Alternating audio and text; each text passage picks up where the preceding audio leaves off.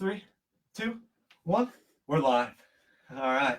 I got the man, the myth, the legend. I don't know about all that. All right. I got Brian Duncan here. And he is the guy in charge of the Attica pool, the moment that so many folks have been waiting to talk about. So, where to begin? Let's just start with the obvious. The pool is shutting down. What do you think about it? What's in the works? What kind of things should we talk about? Well, at this point, I think people just need to understand the situation of what's led up to this. The pool's old. There's a lot of things about it that have really needed a lot of work for a long time. The park board and the city have been going about trying to address them as they come up and things like that. But the situation just came down to some of the big ticket items are finally at the end of their life.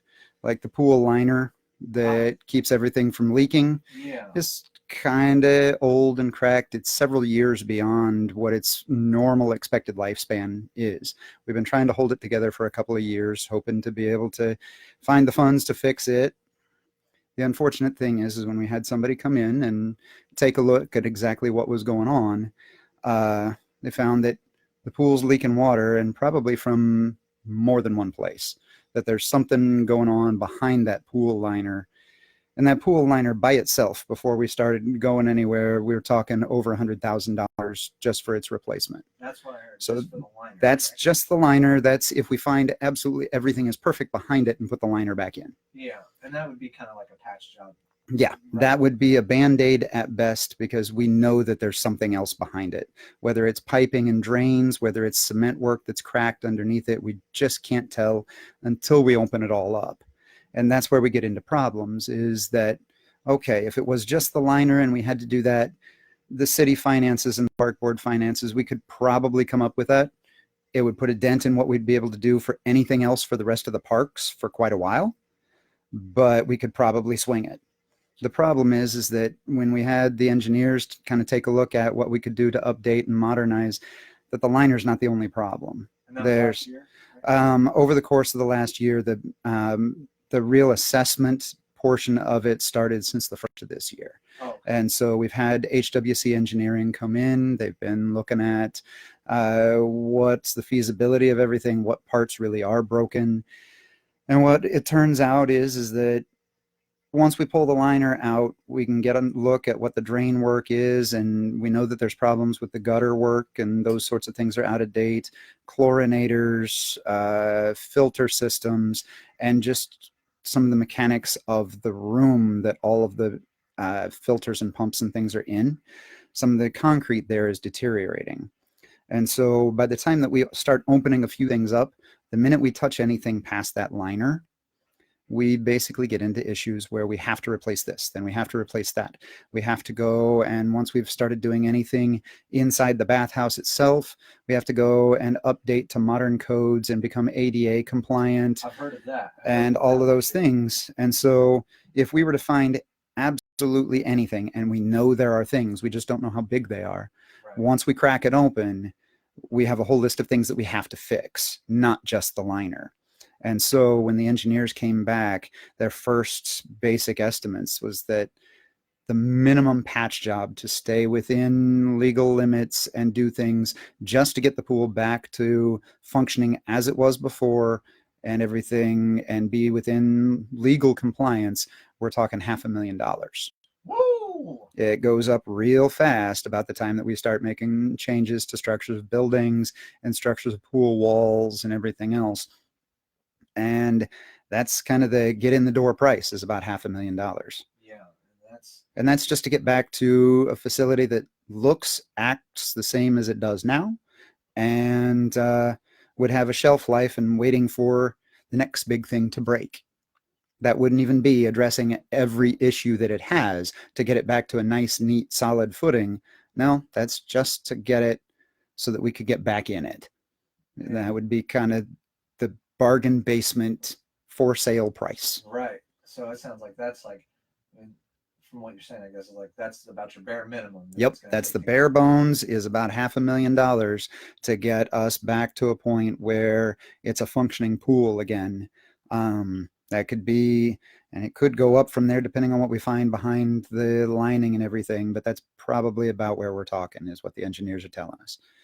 Now, originally, what we brought the engineers in for was to assess those problems and see what we could do about modernizing the facility. If we were going to do work on it, we, as a park board, we thought, hey, we should at least look into what are the steps up that we could make.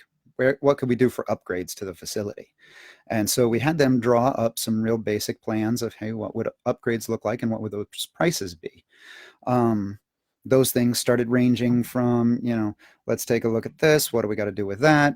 And we started looking into the idea of a splash pad. We started looking into the idea of some changes to the pool and things like that. They have put together a few proposals for us, and those proposals going on upgrades, we kind of start at, you know, the basic costs of just fixing, and then we start adding from there. The lowest of those is probably looking at $750,000 to $1 million.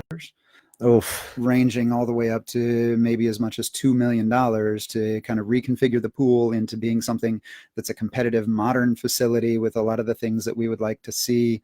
You know, some of those things got to be pretty interesting and pretty cool upgrades. Yeah. Using the hillsides around the pool area to help us in maybe being able to upgrade to putting in some basic water slides. Yeah, I've heard some other features like that. Yeah. Changing the contouring of the pool bottom to make it more like a beach entry like you'd see at Tropicanoe Cove, or, you know, some other water parks where you would have a, you know, zero depth entry pool to part of it.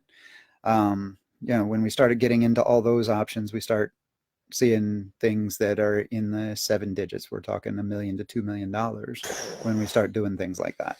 Yeah. And so we're looking at what are the sources? Where does that money come from? You know, what can we raise? What can we do? How can we put our money to a good use? You know, the park department in the city do have some funds that we can put toward that, but we certainly can't reach those kinds of numbers. Just right. That's, I mean, those are astronomical figures anyway. Yeah, you look those at it. are, you know, our city budget for the entire city and everything it does, it measures in the millions. This would be, you know, entire city budget level kind of things. Right. And I've heard that. Find that at the drop of a hat. Yeah. And so where we were at was we were at a crossroads with the pool where, okay, do we scrounge up the cost of the next Band-Aid and wait for something else to break? Because that's where we've been for a few years.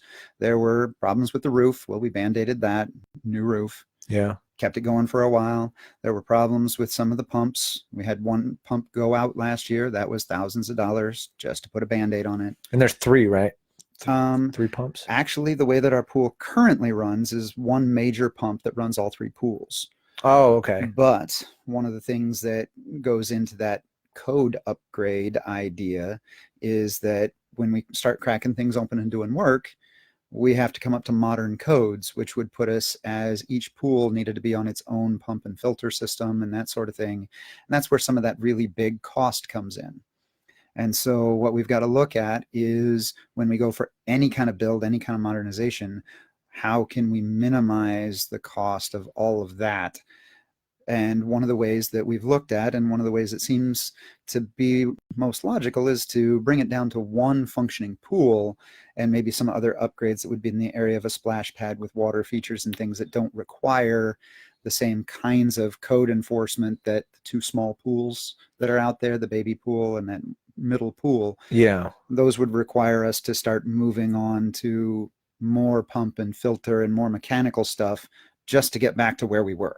Right. And yeah, so and I've heard the talk of the splash pad too. Yeah, that's a thing that's been investigated for a while, and that was part of what we were investigating and bringing in the engineers is how can we modernize the facility and make it more interesting and more usable by some of our younger patrons. And so that's what we were investigating, and then we found out what the price tags were going to be just to put the Band-Aid on. Right. We started looking into the idea, where can we get the money? We started investigating the idea of finding grants. Yep. And doing those sorts of things. What we started finding out real quick was that there's not a lot of grant money out there. There's a lot of grant money for parks and things, but not a whole lot that can be earmarked for a pool or an aquatics facility, especially for the rehab and renovation of one. There's some small amounts of money, really competitive and hard to get for building new facilities, but to rehab one like what we've got, there just really isn't any grant money to chase. There just isn't a whole lot that we can do. We looked at using, the money that we do have to supplement and to be able to be our matching funds for grants. A lot of grants work by you provide a portion of money and they'll match it, or they'll multiply it, those sorts of things. And so we've been trying to save up and be frugal with everything and not spend crazy money.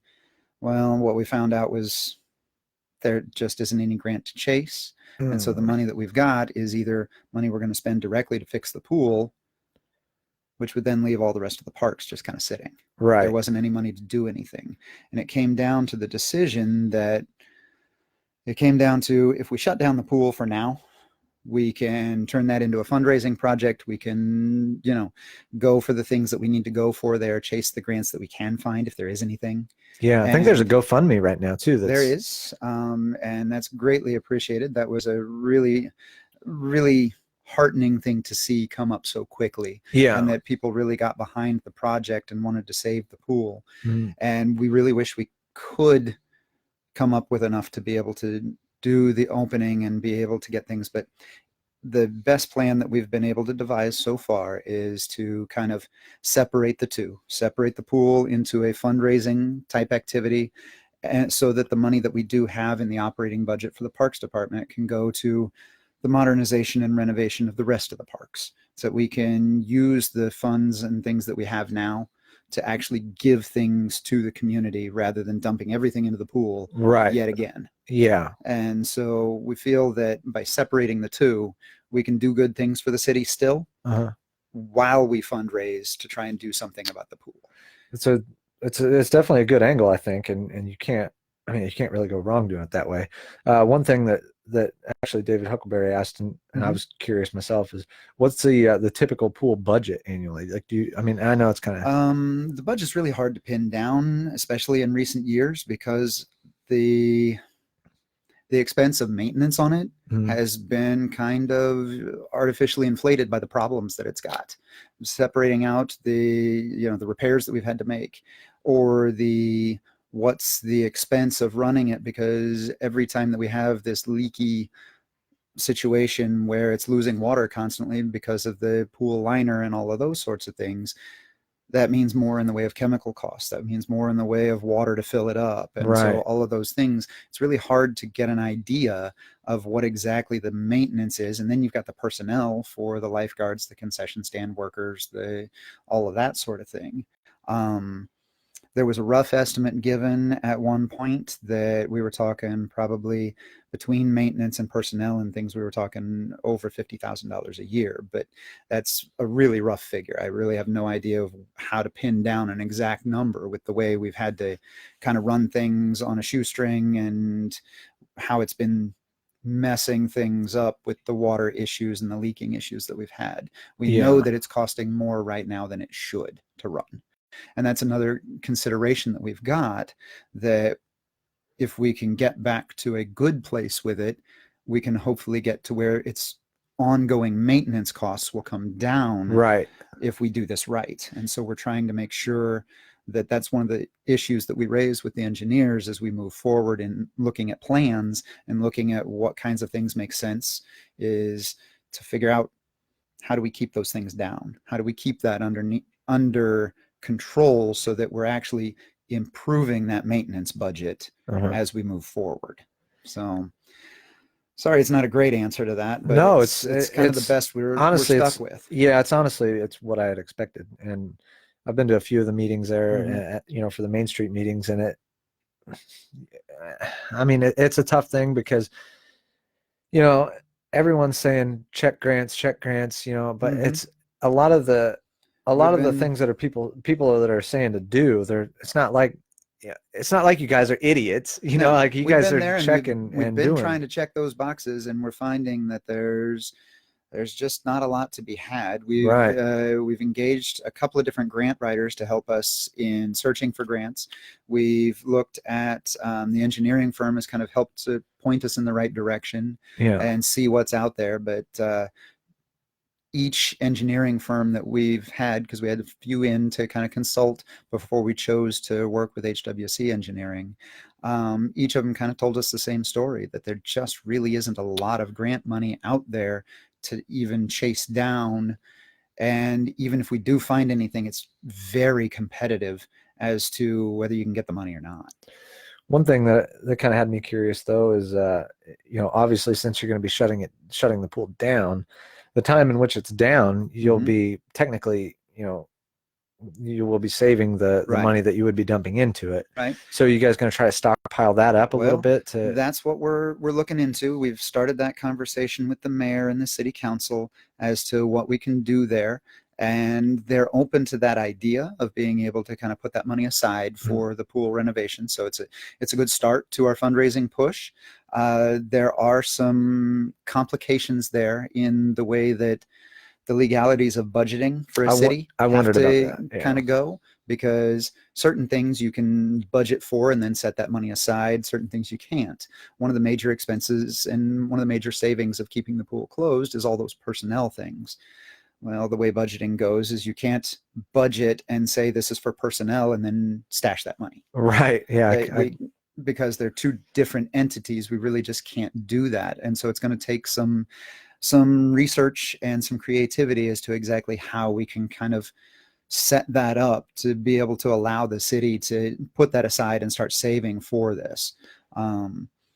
So we're in the process of that. That discussion has started with the city council and the mayor, and they're definitely aware of our situation and what we're trying to do.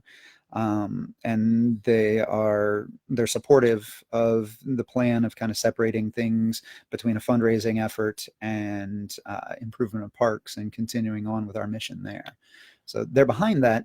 It's just we've got to research how to effectively do that. Sure. Makes total sense. Lexi asked too, is there anything kind of in the works for this year with maybe the money that is there, like any cool things, anything? Yeah. What we're looking to do is, and we're looking for at our next public meeting on March 10th, we are looking for a lot of public input on some of the things that we want to do going forward. We've gathered some information when we thought the pool was going to be our major expense and things. We'd talked to the public and kind of gotten an idea and a prioritized list of some of the things that we wanted to do to improve the parks if we had the money. Well, now we've got some money in a different way than what we were expecting. We're not going to have to spend on the pool in the way that we were. Right. And so we're going to again kind of ask for public input onto that topic. Some of the things that we want to do is to improve playground equipment both at McDonald Park and Ravine Park.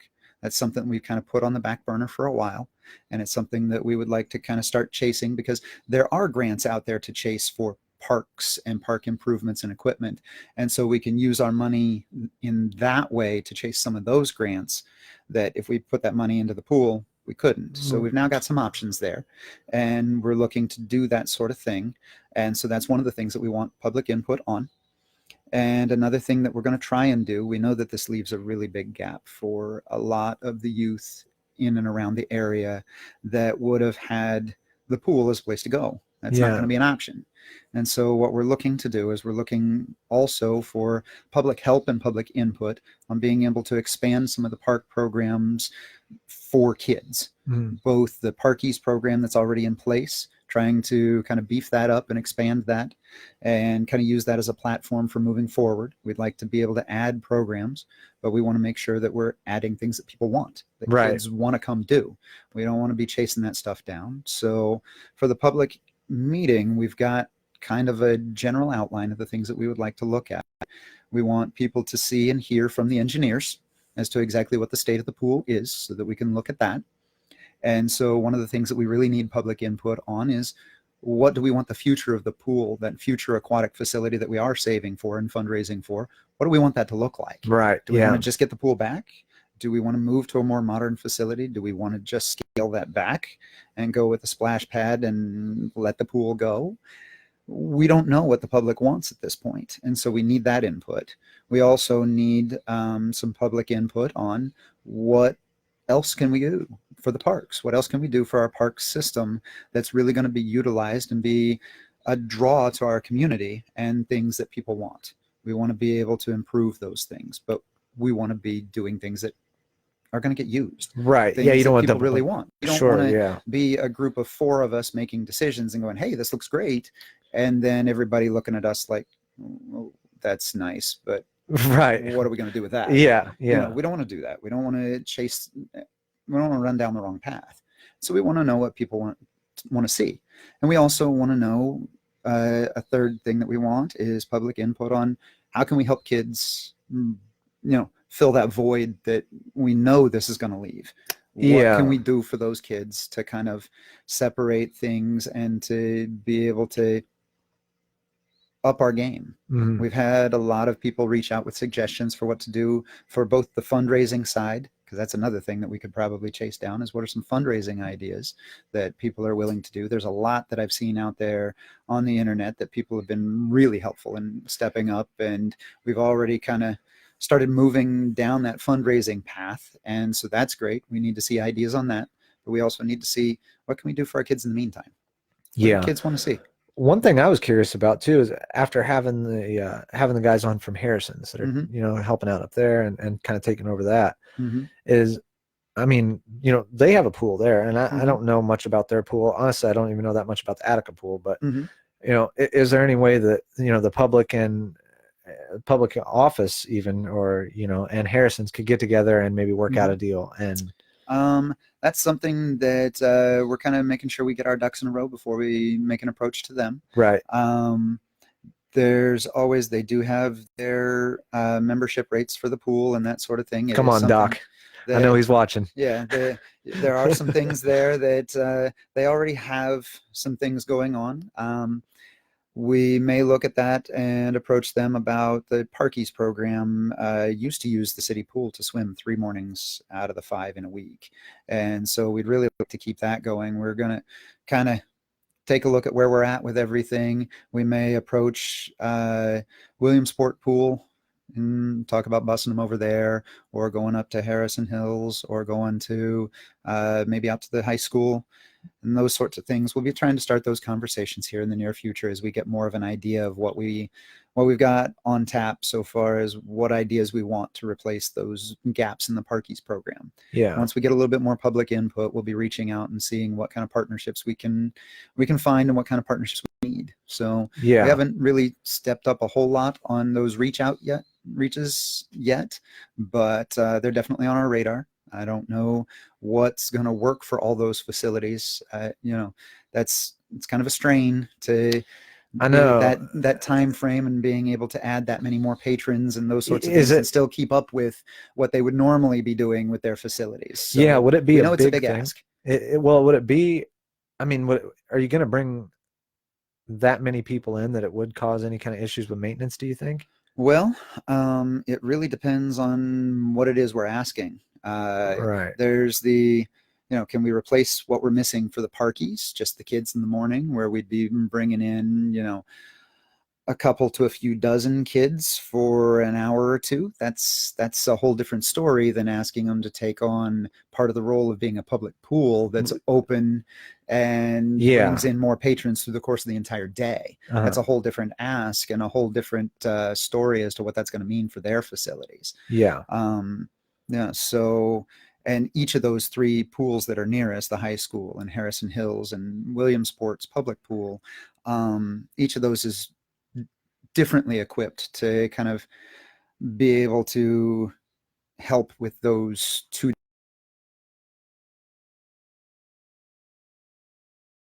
to their plate. Others, bringing in the Parkies for a little bit, not a big deal. So we're looking at that, and we want to see exactly what kinds of things we can drum up for the Parkies, right, and see where we're at with that, and how many days a week, and how much we need to ask for. We don't know that yet. We really want to see what other kinds of ideas are generated out of the public meeting, and what else can we do for those kids. Well, and it certainly makes sense. And I don't know, like, in particular, I guess Harrison's, I don't know how big their pool is in correlation to like what you guys have at the park, but it's significantly smaller. That's what I was thinking. It definitely would not be able to handle the same load of people that the city pool does. Lexi said, "Hey, Attica, can we open up a fire hydrant one day, or does that only happen in the movies?" Well, that one you'd have to talk to the city. Yeah. I'm not touching that one. Come on, let's do it. Let's make it happen. One of the things too that that actually Lexi had kind of brought to me, and it is definitely on my radar, is so I'm doing a. I promised her I wouldn't talk about this again on the podcast, but you're out of luck. So we're gonna do a block party competition. And I'm just telling you now, if you guys are printing ribbons, print mine out in blue. I'm going to win this thing. Now, I don't know about that. I live on the same block as Lexi, so you better watch it. You got quite a bit on our block. So I got a mechanical bull coming. We're doing a slip and slide. I got a pool coming for out front. Like, all right. I'm so stoked. I'm very excited about it. And we're shooting for like okay, maybe I need to retract that statement a little bit. I'm trying to get a like a miniature horse for the alley because I want to do like horseback riding. All right.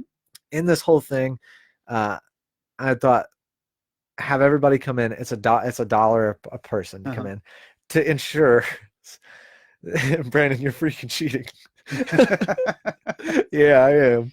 But so it would ensure that everyone would have cash, and also we had talked about having a big beer truck out here, and and what I would want to do is get one of those big road barrels with the flashing light on top, and then saw a hole in the top of it and do a like a donations for a fundraiser. And I think the pool, I mean, it's not my idea, it was actually Lexi's, but she said to do a fundraiser for the pool, and that way it would be awesome. But I don't know, it just scares me because it's like, well, hell, I mean, the numbers are huge. The numbers are huge. Like, I ain't going to put a dent in that. Yeah. And that's what we're all going to have to accept, is that, you know, we're going to go and we're going to try and leverage the money that we do get. And we're going to try and use that to show that we're serious when we go looking for donors and we see different foundations and different groups that do have money to lend for these sorts of things. They like to see that we're working hard at it. And so every dollar that we do raise in that way doesn't necessarily have to be the thing that's going to pay the bill. It can be our part, right? That we show that we're doing our part and we're working hard for this. That attracts those donors, that attracts those foundations and those things that do have the bigger dollars, that they'll match us. Well, or they'll double or triple what we do, depending on who we find. Or, you know, they may just make large dollar donations because of the worthiness of the cause. And when they see that we're working hard, that just entices them to be more serious about what they want to do in partnering with us. And so those things, we may not feel like we're making a dent. Yeah, but we are really doing the things, and we're setting the foundation for the things that will get us there. That makes sense, and that's definitely refreshing. Yeah, we've got to keep in perspective what we're doing, and that they are big dollars, and this is not going to be an overnight thing. Yeah, Covington went through this over the course of the last several years, and they've got a beautiful new park to show for it. And so, but it wasn't an overnight. It wasn't a one fundraiser and done. It was a whole series of fundraisers over a period of time where they started chipping away, and their seriousness brought in donors, and eventually they got to the numbers that they needed to get to. And so, you know, about how long did that take? Do you know off the top of your head? I know that took them a few years. Yeah, we're talking 2 to 3 years of really hardcore fundraising. We're talking about, if I remember, I went to a public meeting and sat and listened to and talked with the ladies that were kind of the spearheads of that campaign. And so we're trying to get advice, and we're looking at that. And I know that they were at that, and they were at one fundraiser after another. Yeah, it was raising thousands of dollars at a time for things that were tens and hundreds of thousands of dollars, and we're into the millions of dollars kind of thing. Yeah, you chip away at it and you keep going with it. And, you know, this could be something that's going to take us a few years. This pool may not be up and functioning for a while yet, but as long as we stay solid behind it, we keep chipping away at it, I think we can get there. It's just a matter of, we got to stay serious, and we got to stay motivated with it. Yeah. You know, and we got to make sure that we're staying organized with the other fundraising things that we do, and we're not stepping on each other's toes, because there's a lot of things that the city's working with, the school's working with. And we got to make sure that we're respectful of those donors and that everybody's understanding what's going on and that we're not all just wandering around with our hand out, Right. you know, Yeah. and not being respectful about those sorts of things. There are some grants that are out there. There are some donors that are out there that, you know, the city's already reached out to. There are certain things that we can and can't do. You can have certain types of grants and certain types of budget things going on, but you can only have a certain number of different types of grants or budget items or whatever else going on of the same kind at the same time. And so we've got to, you know, stay aware and work with the Main Street Foundation and the Community Foundation and the city and make sure that we're all coordinating efforts and we're not stepping all over each other. Right. Communication wearing seems everybody key. out. Yeah. Like Yeah. that's got to be the toughest part, I would say, is probably communicating with everybody. That's where we're at, is we're trying to make sure that we're keeping our lines of communication open with the city and with other development groups and with the Main Street Foundation. We really like to keep a lot of those people together and, you know, coming to our meetings, us going to their meetings, and making sure that everybody's aware of what everybody else is doing. Yeah. And it seems like you have a ton of people pushing, at least from the community, you know, and it's really, really good to see that. And yeah, that early support has been great. We're glad to see that, you know, this is a big blow to all of us. And, right. You know, it's not something that we came to lightly or quickly. It's been something that's kind of building and becoming more and more of a problem. It seems sudden because we finally had to put it to a vote and, you know, come down to the end of it. But we've been researching and trying to find ways around all of it. But the early support for it has been wonderful. It lets us know that, you know, people respect what we're trying to do and that we really need to, that people do want this to come back, that they want this to be something that we do fix. And so it's really heartening. It's been a hard decision. I'm a pool guy. I've worked with the city pool, with the school pool for years now. And this has broken my heart to have to do this. I'm sure. And to be at the front of this. And so I'm going to be at the front of trying to raise the money and trying to make sure that this stays a temporary thing. Yeah. That's something that none of us wants to see it gone forever. Right. But we gotta be realistic about what we can do at any one time and how long things are going to take. Yeah. It's big dollars. And a lot of people have asked me, well, I've kind of got two things that people have asked me a little bit about. One is why are we just now hearing about it? And, you know, I know that that's kind of a two-way street there because one, it's a lack of participation on their part. You know, a lot of people haven't been that involved. And now as things are a little more, you know, relevant on social media or whatever, you know, people are listening more. But a lot of folks too have asked me, what can they do? You know, and is there much that the public, like just the general average person that just lives in town or even outside of town, is there anything that they can do or things they should be thinking about? Right. Well, right now it's a matter of the first thing that we need from everybody is input on what do we want to see when it comes back. What can we do in the meantime? What can we do as far as fundraising? You know, what kinds of things will get people out? What kinds of things do we want to see our parks be in the meantime? Yeah. Being a part of those public meetings is really what we need right now. And once we have a plan in place and a target that we're actually shooting at, because right now we're trying to gather facts and we're trying to gather information and those sorts of things. Right now, I can't tell you even what dollar amount we're shooting at. I can't tell you what kind of a facility we're aiming for. I can't tell you what exactly we need.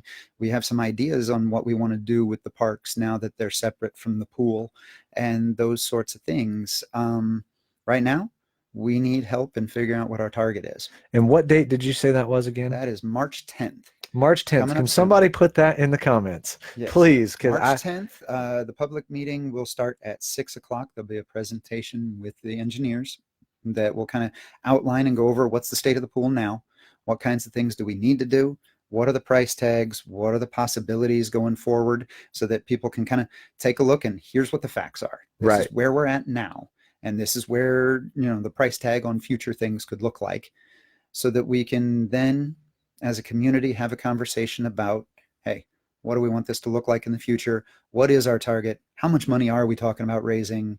You know, and then we can get serious about pulling together actual dollars, and where do we put them, where do we get them, and how do we use them.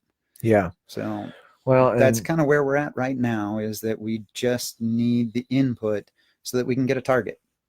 it Once we sounds have a like target, then we can start talking about fundraising, and we can talk about the nuts and bolts of what an individual can do and where can we get contributions and those sorts of things.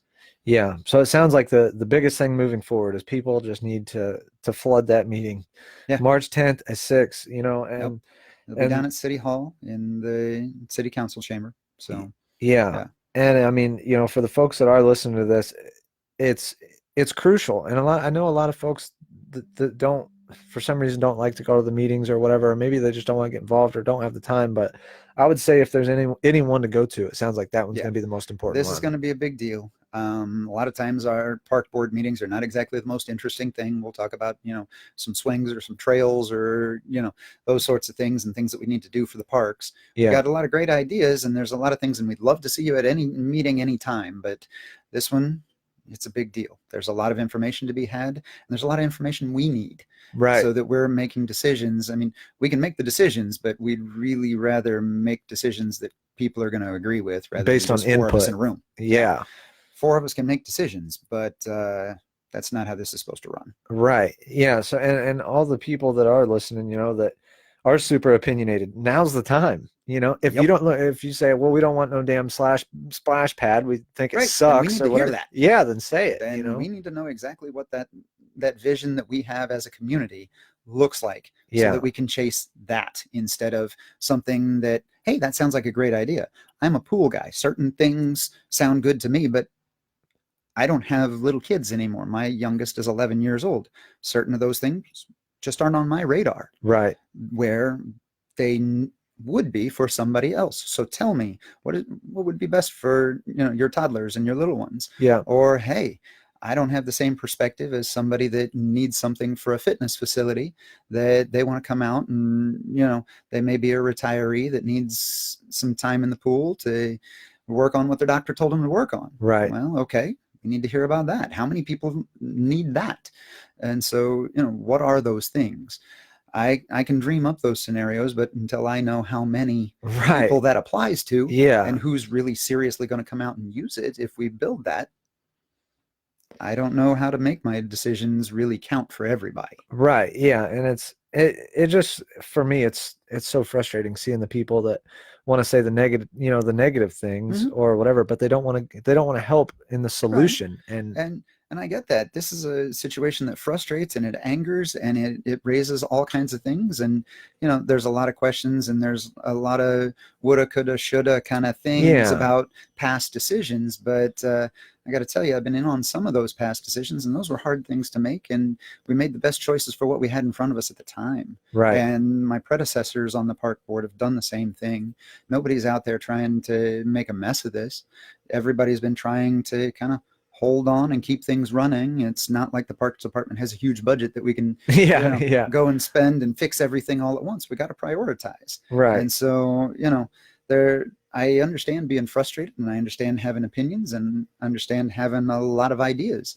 And now's the time. Now is the time. We are at the point where we have a totally clean slate. Yeah, there's some things going on with the pool, and there's some things that we got to stay within, but we got to know what we want to move forward with. So we've got the opportunity to start a lot of new things and start with a lot of this enthusiasm that this, you know, we're all upset by the pool having to close, but the enthusiasm for what do we do about it and how do we replace it, we really want to use that enthusiasm to push not only the pool forward, but the Parks Department and the quality of life that gives for our residents and things. We want to be able to use this as an opportunity to really push forward the entire Attica cause. Right. You know, making this a better place to be. Attica is the place to be.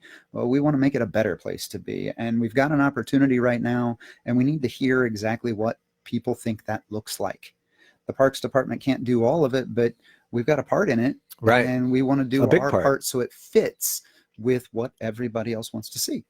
Yeah. And I'll tell you, one, I think you guys are doing a phenomenal job, but, you know, as far as like kind of like what you're saying with Attica is the place to be, and we want to make it, you know, and just go the extra step, go the extra mile.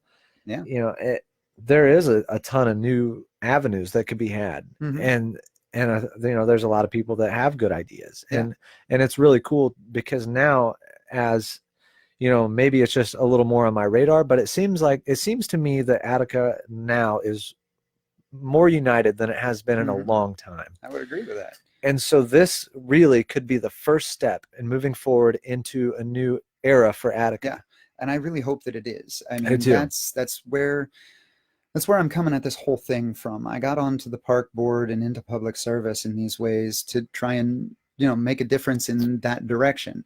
I'm a school teacher, and so, you know, trying to make things better in our community. I work with our kids, our students all the time, and trying to make a better life and a better place for them. I know that summer times are a struggle and that this pool thing is a hit, but right now what this allows us to do is turn it into 2 projects, and I think it gives us opportunities that money that we've been setting aside now can be used in a different way. We've got an opportunity to make some things happen. There are some ideas out there about trail networks.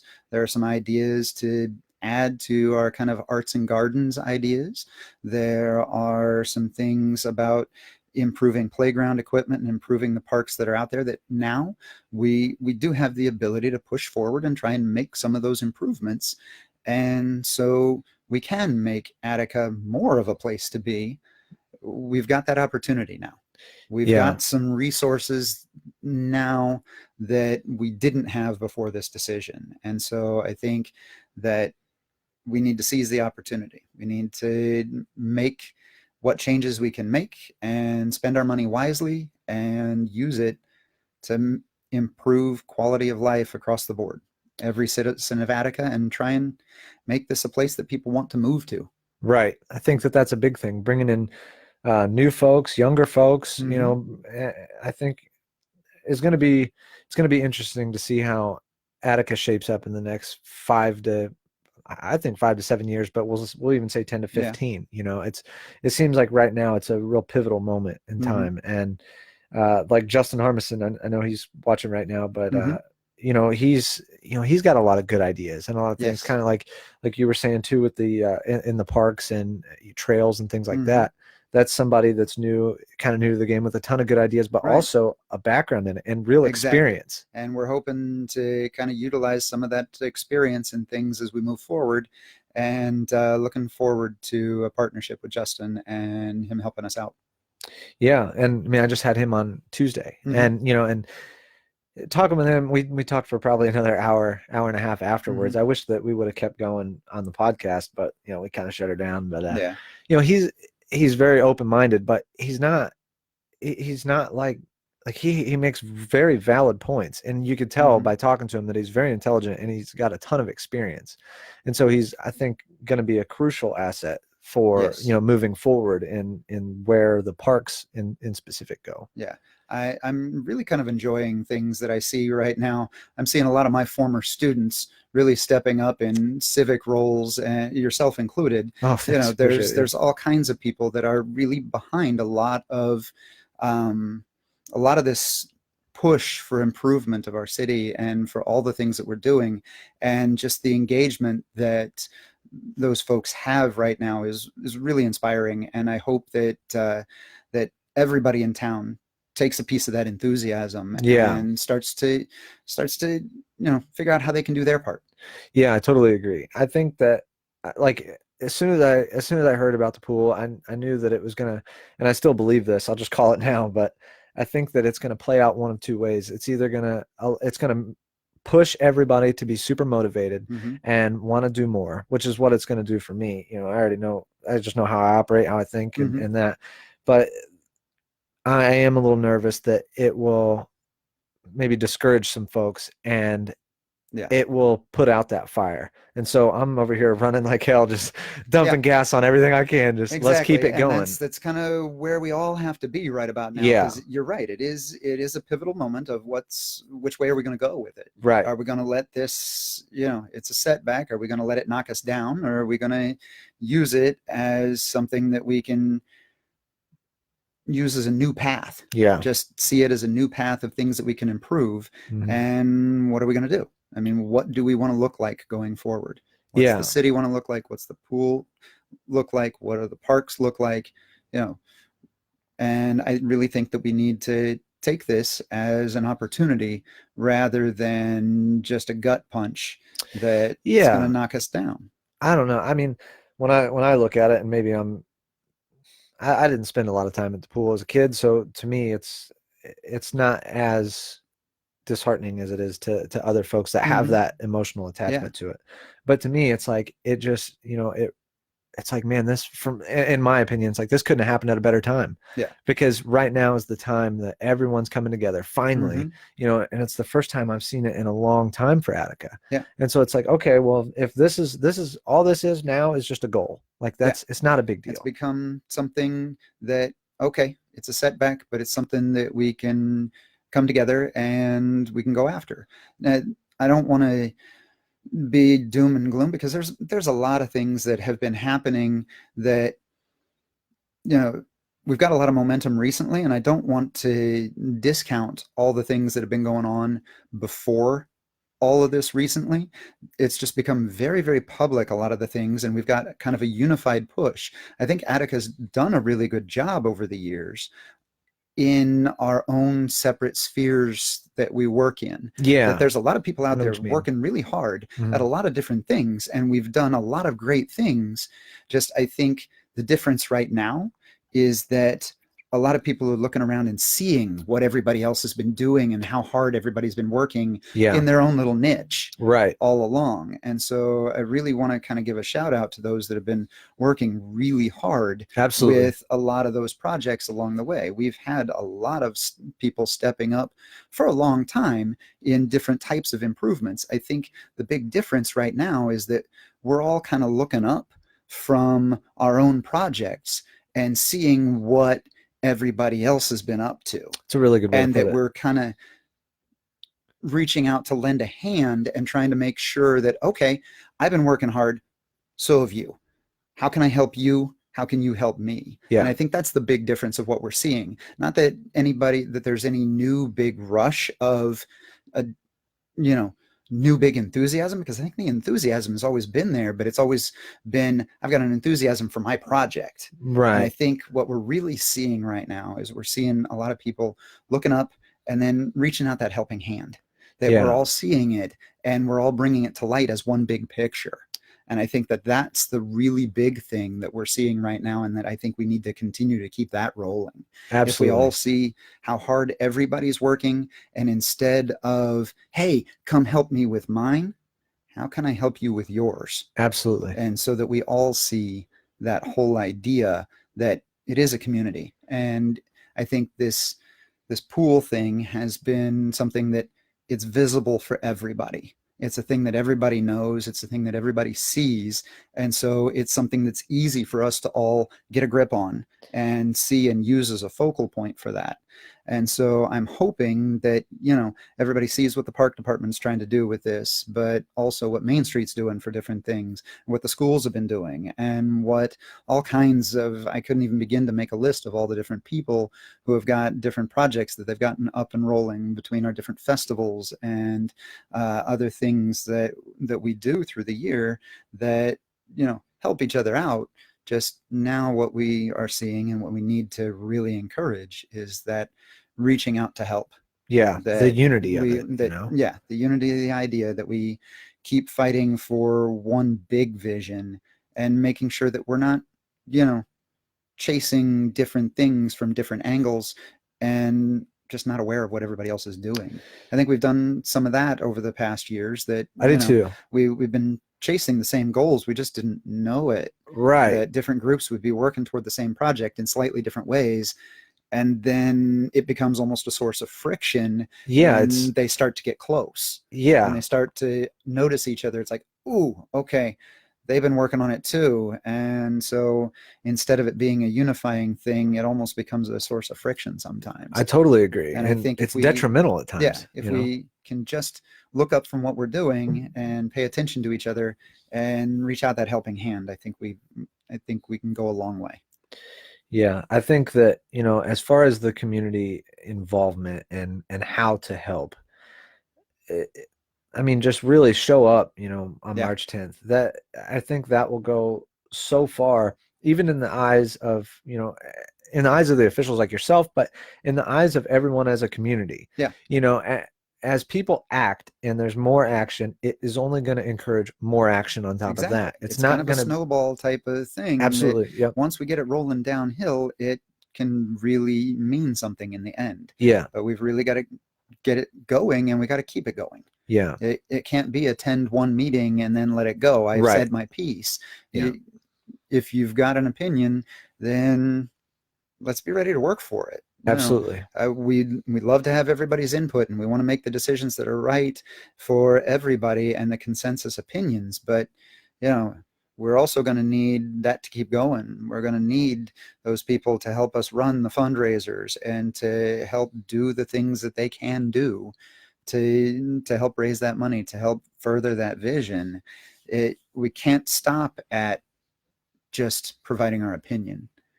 If you bring an opinion to the table, what else you bringing? Yeah. That's really what we've got to be there for, is what all can you bring to the table? Not all of us can bring money. Not all of us can bring, you know, large amounts of time, but we can bring our opinions. We can bring our ideas. We can bring our enthusiasm. We can bring little bits of help here and there. And, you know, there's lots of ways to help, and there's going to be lots more as we go through this process. There's going to be lots of ways to help. And so really it's going to come down to everybody's got to bring what they can, whether that's money, whether that's time, whether that's efforts, whether that's ideas. It doesn't matter what it is. It's a matter of bring what you got. I totally agree. And I don't think it could be said any better. You know, if you're going to bring plans, bring ass to back it up. Yeah, I'll be the bring one. Something. Yeah. Be willing to, you know, help set up a fundraiser, set up the tables and chairs for it, or, Yep. you know, go knock on doors to make sure that everybody knows that there's an event going on, or, you know, whatever it is. Even if that's just splashing the positive stuff across Facebook and social media. Holla. Yeah, whatever you can do. Yeah. If that's your part, do your part. You know, more positive, less negative. Tired exactly. of seeing that shit. Keep throwing the positive stuff up there. Yeah. Because that's how it goes a we long get more way. People. It does. It goes so far, and so many people don't realize it. You know, if you sit back and you're negative and just gripe and whine about it, one, it's not going to get you anything, but it just brings other people down. You know, Yeah. and when you see a big amount of people that are happy and positive and ready to move forward with action and real plans and real agendas to move forward, it only inspires more people to jump on that ship. Exactly. And I think that's where we need to be, is that we need everybody's opinion, even if you don't like some of the things that are going on. We need to hear that. Right. That's totally still agree. a part of the process. But hey, if you've got a gripe, bring a fix. Yes. Yeah. Yeah. If you've got something, then bring an idea for how to do it better. Yeah. Don't just tell me what you don't like. Right. Tell me what I can do better. And I'll tell you where you voice it is March 10th. Exactly. At the city building, not here. I don't need to hear that. You go down to the city building on March 10th, and you can talk about it there. Where you can talk to people directly, and you can get the direct information from our engineers. Yeah. And from the city officials that are going to be involved. We'll all be there to be able to ask and answer questions. And we need your input. We've got a lot that we need to hear about. What do you want to do about the pools? What do you want to do about the parks? What can we do for the kids this summer? How can we raise funds? We need information on all of that. Yeah. We need everybody's opinion on it. And so come on down, city building, March 10th, 6 o'clock. We'll be there. We'll do our best to be able to take in all the information. Hope that place gets flooded with folks. Well, I hope so. I really do. We've had a few park board meetings where it was, the four of us. Right. And we've had a few where, we'd get a dozen people in the room. I'd really like to see a whole lot more. I'm thinking 50. 50's fair. Fill the room, and more voices better. And if we overflow the room, great. We'll schedule another time, and we'll sit down in a bigger venue, and we'll talk, and we'll hash it out.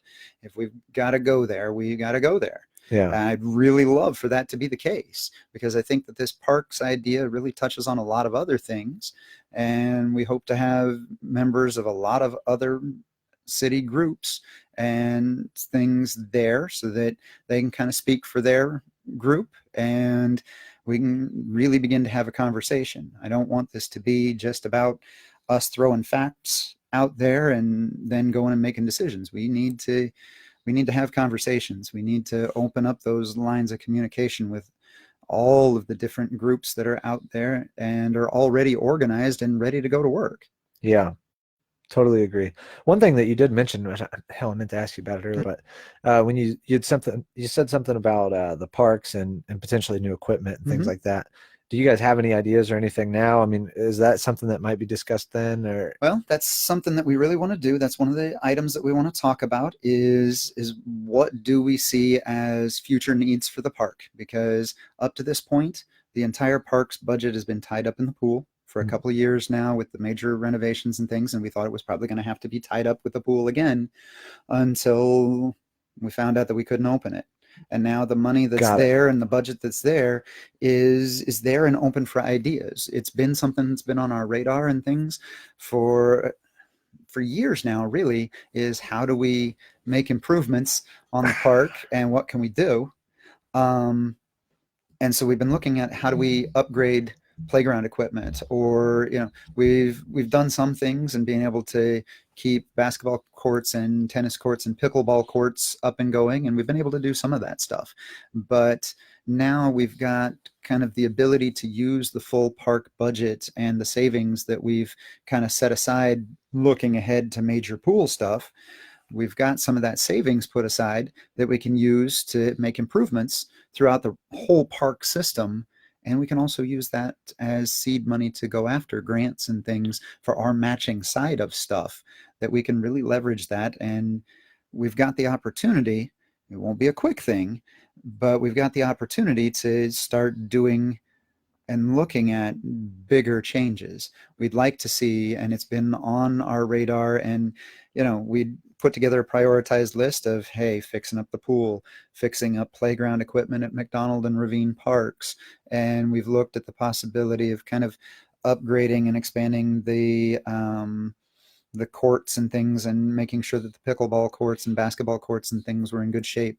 And we've looked at expanding trail networks and how do we do that. And so those things were all things that we were trying to put together on a shoestring. We also kind of looked at another one that was out there as a possible priority, was looking at the disc golf that's in I heard Ravine about Park. that. Yeah. And we've heard from a lot of people that have been really enthusiastic about using that. And so we looked at all those things, and they were kind of on our radar, and we were looking at how to do them on a shoestring because most of our money was having to go toward pool things. Yeah. Well, now that that's two different paths, the parks and the pool are two different paths, we're really looking at, okay, how do we do this now that there may be more than a shoestring budget to do them? We want to follow up on some of those priorities now. We want to relook at it now, instead of, since we were looking at how to do it on a shoestring. Right. Now we want to get more public input. If we're going to make a bigger push for these things, what do people really want it to look like? Yeah. Before, we were going to do the little things, and we were going to try and do what people had asked of us with what we had. Now we have the potential to have much more than what we had before. What can we do with that? Right. So does that's it another area have to of be input. Does it have to be strictly McDonald and Ravine Park, or can it be? Oh, heck no. Okay. We're really looking at all of the different areas that are part of our park system. One of the things that is a real helpful thing for us and may open up some different opportunities for us is to kind of, if we tie things together with improving trails and nature portions of the parks, not just playground portions. So like Arms Woods and the trails down the ravine and those sorts of things.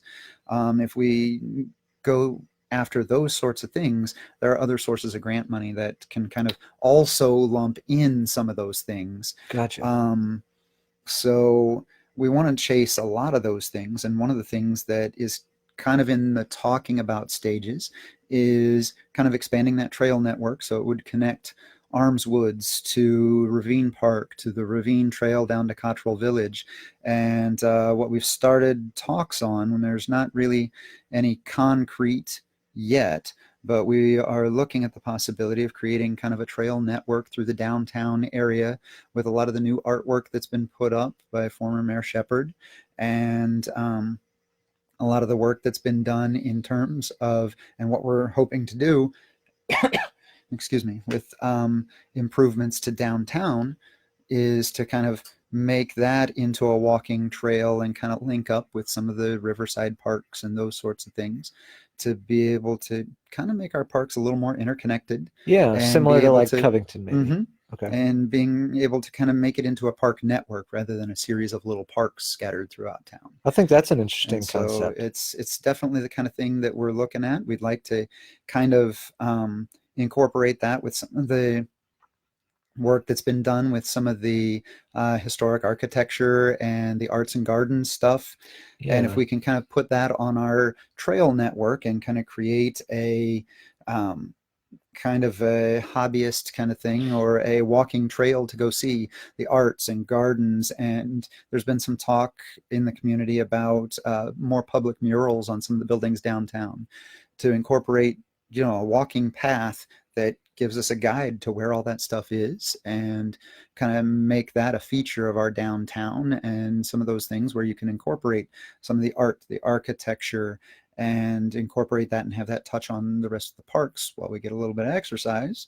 It's something that we're investigating and hopefully able to kind of tie some of that stuff together. I think it'd be really cool. I take my bike to Covington when it's when it's warm out, at least once a week, and I ride the trails out there. I love it. You know, it's easy, you know, because it's all pavement, and you don't have to, you know. And I know that, you know, like, not that I'm against it being gravel or anything like that, but, you know, as you're mentioning, going down through town or something like that, I think that would be a terrific way to combine what we have, and it would be different from Covington as well. And so it might give other people options that might be traveling from other And that's places. what we're hoping to do.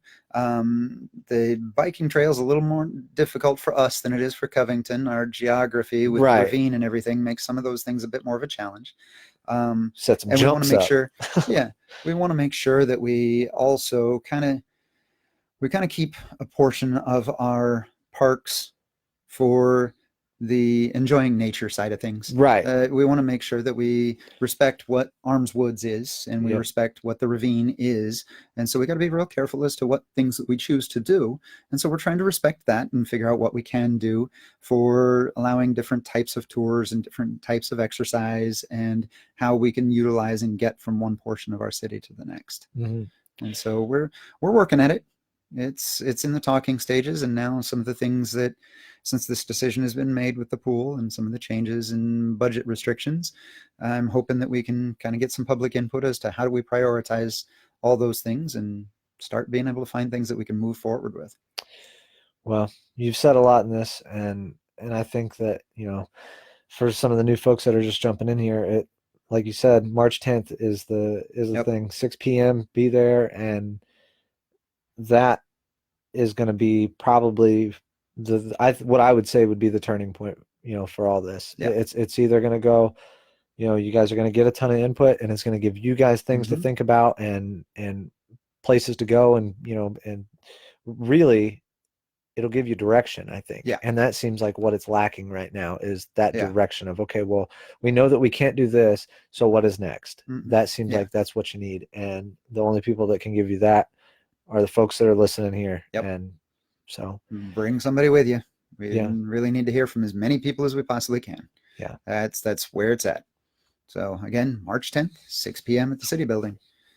Well, hey, I appreciate you coming on. And I mean, absolutely. Is there anything that you think that I've missed or anything like that? Nah, I think we got the point across. I think come on out. Everybody can do something. Yeah, absolutely. Well, before we wrap this up, I will thank the sponsors. Grady Funeral Homes, thank you guys so much. You make this possible. And Mike's such a great guy. I don't know if you know him or not, but he's done a lot for me, man, and I greatly appreciate it. Harrison Hills, sounds like you guys are going to be getting contacted probably a conversation soon. That we're going to have here. Yeah, they're a proud sponsor of the BT podcast, so thank you guys, and I'm excited to shoot some video out there, it sounds like, this spring. So I'll see you guys real soon. I'll be up there. Midwest Roof Restoration, those guys, they'll turn your old roof into like this fancy new one with this stuff that they spray on there. It's real futuristic. Nice. He had like this thing in the back of his truck, and he's like, try to break the shingle. I was like, All right. So I thought I was going to do it. It turns out the stuff actually works. So they have a Facebook page. You go check those guys out. Give them a call. Tell them I sent you. They really are good folks, and they do great work. And lastly is Logan Leaf. You can go to loganleaf.com. They have all the cool CBD products that are THC free, and they do work for anti-anxiety and things like that. It's they're a great company, and I'm glad to have them aboard. Everybody that's been commenting, thank you guys for all your input. You know, it's greatly appreciated. If you can share this video, this is the second episode that has been shot on this platform. It went from my personal Facebook to now it's on this public figure page, and trying to get everybody moved over to that's been a little bit of a headache, but it is what it is. And man, thank you again for coming on. I greatly appreciate it. Absolutely. And I thank you for helping us get the word out and to help us rally as much support as we can get. And we really need everybody to get behind all the things that we've got going as a city, not just this project. Yeah. March 10th will be the first step, folks. Show up there, City Building, 6 p.m. And I'll be there. I will be there. And I'll do everything I can to help. You know, if this is all I got, this is what I got. And I'll use it. If there's more that I can do, I gladly will. Scott and Lexi, thank you guys. They both said that you're great. And I'm like, no, they did say you're great though. And yeah, I appreciate everybody. And it looks like, what's today? Thursday. Next Tuesday, I've got DT Kirby's coming on. I'm very stoked because I love that place, man. And I'm shooting to have Dwayne come on Thursday, and maybe we can cover a few other things. I don't want to dive so much into this because that's what this one's for. But you know, things moving forward in the future, just keep Attica informed and really keep that fire burning. I think it's important in this time, and I'm excited to see where things go. Yeah, me too. And everybody that's been watching, thank you guys. I appreciate it. And I will see y'all real soon.